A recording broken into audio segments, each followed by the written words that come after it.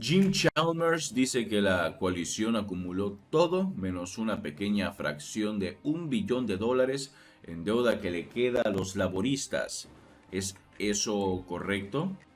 Ante los llamados para ayudar a aliviar las presiones del costo de vida antes del presupuesto de mayo del 2023, los laboristas han estado recordando a los votantes que el gobierno también está sintiendo la presión, ya que presagia un largo camino de regreso a la sostenibilidad presupuestaria. También ha estado ocupado culpando a la coalición por sus problemas fiscales, reviviendo afirmaciones sobre los billones de dólares de deuda que, según dice, acumuló el gobierno anterior. Durante una entrevista del 13 de abril con Sky News, el tesorero Jim Chalmers dijo que estaba preocupado por el costo del servicio de ese billón de dólares en deuda liberal que heredamos de nuestros predecesores. Cuestionado en una entrevista posterior por Sarah Ferguson de ABC, quien sugirió que el anterior gobierno laborista compartía alguna responsabilidad, Chalmers dijo que su contribución representaba una pequeña fracción de lo que heredamos hace casi un año. Entonces, dejó la coalición $1 billón de deuda y fue responsable de todo menos de una pequeña fracción de ese gasto. La afirmación del señor Chalmers es un giro. Cuando la coalición dejó el cargo en marzo del 2022, los laboristas se quedaron con 888 mil millones de dólares de deuda bruta o 517 mil millones de dólares de deuda neta. Pero aunque la mayor parte de esa deuda se acumuló durante el mandato de la coalición, una parte considerable se heredó del gobierno laborista anterior. La participación de los trabajadores ascendió al 25% de la deuda brutal de 218 mil millones de dólares o al 31% de la deuda neta, 161 mil millones de dólares. En ninguno de los casos esto representó una pequeña fracción del total.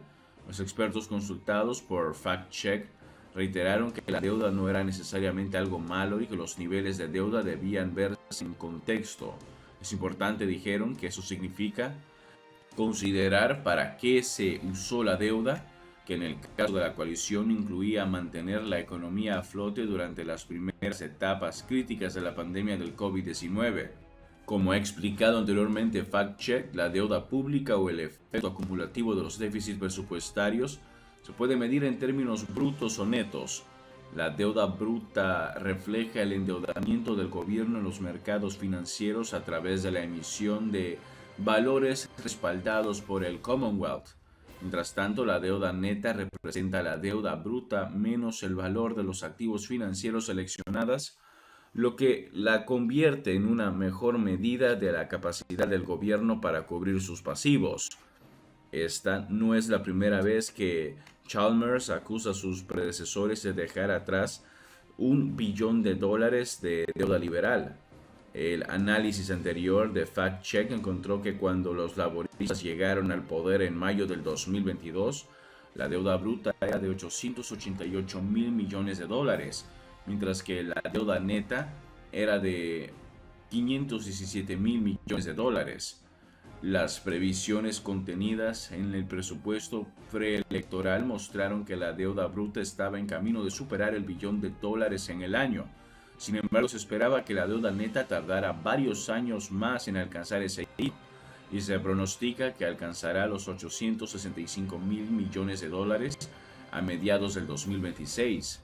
En el momento de la última reclamación de Chalmers, las cifras publicadas por la Oficina Australiana de Gestión Financiera, la OFM, mostraban que la deuda bruta había alcanzado los 906.600 millones de dólares en marzo del 2023. Según los estados financieros del gobierno, para el mismo mes la deuda neta había aumentado a 565.6 mil millones de dólares. Críticamente, y como aludió Chalmers durante la entrevista, no toda la deuda que heredaron los laboristas fue acumulada por la coalición. Chalmers dijo que el gobierno laborista anterior, encabezado por los primeros ministros Kevin Rudd y Hugh Aguilar, solo era responsable de una pequeña fracción de la deuda heredada por el gobierno albanés.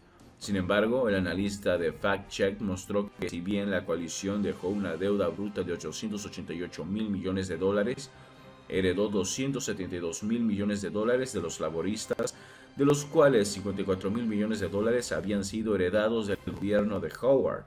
En otras palabras, se podría atribuir a los laboristas el haber contribuido con unos 218 mil millones de dólares, o el 25% de la deuda bruta, en las elecciones de mayo del 2022.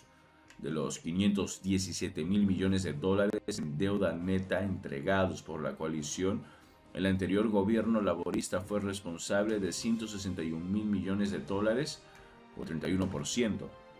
Cuando asumió el cargo en el 2007, los laboristas heredaron un superávit neto de 22 mil millones de dólares del gobierno de Howard. Fabrizio Carmignani, decano de la Escuela de Negocios de la Universidad de Griffith, confirmó las cifras y el análisis de FactCheck. En cualquier medida, dijo, la deuda definitivamente no era de $1 billón en el momento de las elecciones, y era justo decir que alrededor de un tercio de la deuda heredada por el gobierno albanés era de deudas anteriores, tiempos de trabajo, incluso si técnicamente los bonos emitidos en el momento de Gillard y Root podrían haber sido reembolsados. Con todo, no creo que un tercio sea una pequeña fracción, dijo el profesor Carmignani. La última vez que FactCheck abordó este tema, los expertos dijeron que las cifras de la deuda carecían en gran medida de sentido sin ser vistas en contexto, y advirtieron que la deuda no era necesariamente algo malo. David Hayward, profesor emérito de políticas públicas de la Universidad RMIT, también expresó su preocupación por el enfoque en la deuda bruta, que dado que ignora un lado del balance general, era la medida más extrema. Contactados nuevamente, cada experto confirmó que mantenía sus comentarios anteriores. El profesor Hayward dijo que la última declaración de Chalmers tampoco era estrictamente correcta, debido a la parte de la deuda legada a la coalición por el gobierno laborista anterior. Además dijo, elude la pregunta más importante al ignorar para qué se usó la deuda. La mayor parte de la deuda laborista se acumuló a través de un gasto anticíclico inteligente durante la crisis financiera mundial, mientras que gran parte de la coalición se debió a su paquete de apoyo y estímulo por el coronavirus, dijo el profesor Hayward. Pascalis Raimondos, director de la Facultad de Economía y Finanzas de la Universidad Tecnológica de Queensland, dijo de manera similar a FactCheck que la afirmación de Chalmers no era toda la verdad.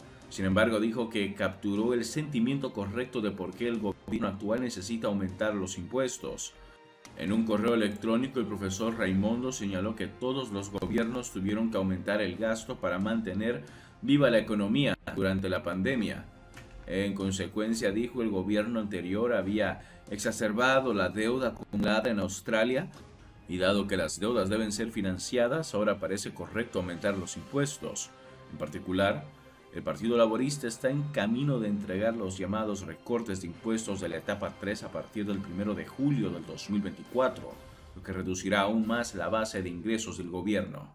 Eso es todo por ahora. No olviden comentar y suscribirse. Hasta el próximo video.